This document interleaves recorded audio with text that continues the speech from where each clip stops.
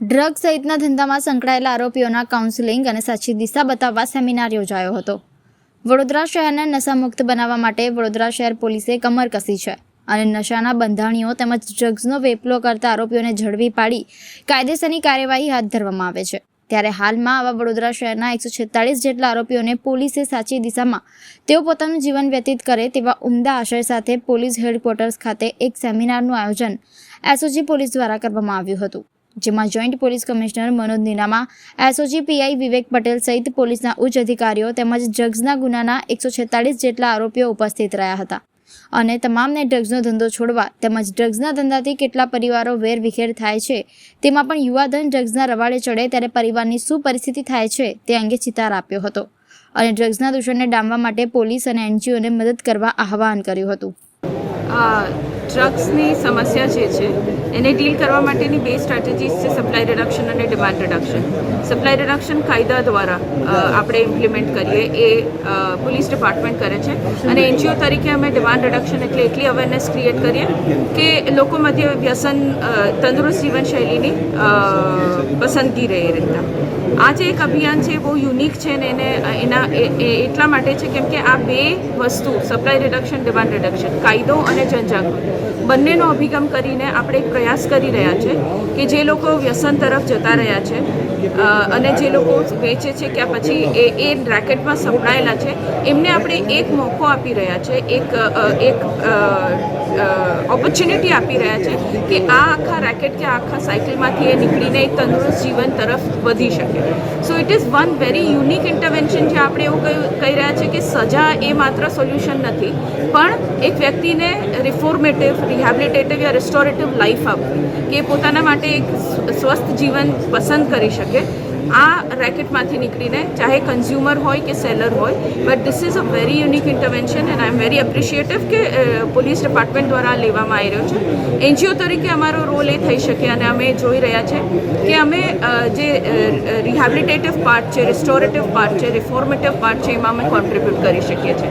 કેમ કે કાયદાની સમજણ સાથે સાથે આપણે જો એ સમજણ આપી શકીએ કે કેવી રીતના પોતાના જીવનના જે ચેલેન્જીસ છે એને ફેસ કરી શકે, એને ઇમોશનલી સપોર્ટ કરી શકે, સોશિયલી સપોર્ટ કરી શકે, તો એ રોલમાં અમે એનજીઓ તરીકે પોતાનો પ્રયાસ કરી રહ્યા છીએ. આપણે દર વર્ષે જેમ આગામી 31 તારીખે નવા વર્ષની ઉજવણી કરવા માટે લોકો જગ્યાએ એકત્ર થતા હોય છે.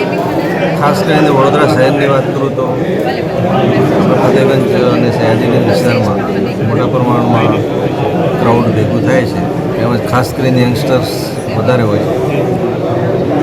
સામાન્ય રીતે અમે સલામતીના ભાગરૂપે તમામ પ્રકારનો બંદોબસ્ત ગોઠવી દીધો છે, પણ અત્યારે એડવાન્સમાં અમે શહેરમાં આવતા જતાં જે 16 નાકા છે એ 16 નાકા પર ચુસ્ત નાકાબંધી ગોઠવી છે અને દરેક શહેરમાં આવતા અને જતા વાહનોને ચેક કરવામાં આવશે. કઈ રીતે ચેક?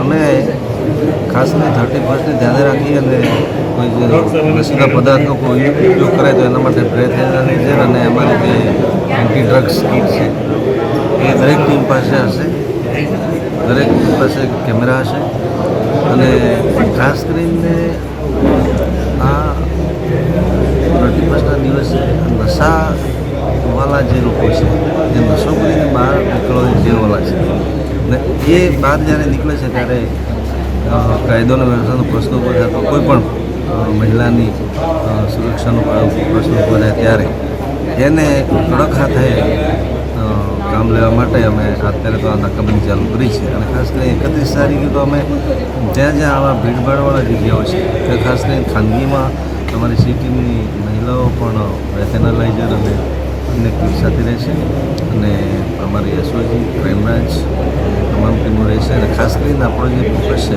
પ્રતિપક્ષનું એ સયાજીગંજ અને ફતેગંજ બે પોલીસ સ્ટેશન હોય છે એટલે ખાસ કરીને ત્યાં એવી બંદોબસ્ત રાખવામાં આવે છે.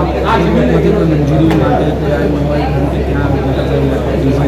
છે તો તમામ નિયમોની કેવી રીતે લોકોને સમજણ આપવામાં છે? ખાલી એક ચર્ચ છે, ત્યાં ચર્ચમાં તો એનું જે ફંક્શન છે 25 તારીખે પૂરું થયું છે. 31st દિવસે તો ચર્ચમાં કોઈ પ્રોગ્રામો થતા નથી, પણ અત્યાર સુધી મંજૂરીનો સવાલ છે. અત્યાર સુધી કોઈ મંજૂરી આવી નથી, પણ આવશે તો નિયમાનુસાર આપણે આપવામાં આવશે. શહેરમાં કેવી રીતે આ બંદોબસ્ત ગોઠવો છો? ફતેગંજની તો છે જ, પણ અન્ય કોઈ વિસ્તારમાં એવી રીતે ચેકિંગ હાથ ધરવામાં કારણ કે નશાખોરી કરી ના, 31st દિવસે ફતેગંજ સયાજી તો આપણો મેઇન વિસ્તાર છે. એના સિવાય તમામ વિસ્તારો બંદોબસ્ત રહેશે. જેમ કે તમારા મોટા ભેજ છે, મજલપુર છે, મકરપુરા છે, છાણી છે, એટલે એમાં તમામ જગ્યાએ પોતપોતાના પોલીસના વિસ્તારમાં એમનો પોતાનો બંદોબસ્ત રહેશે જ.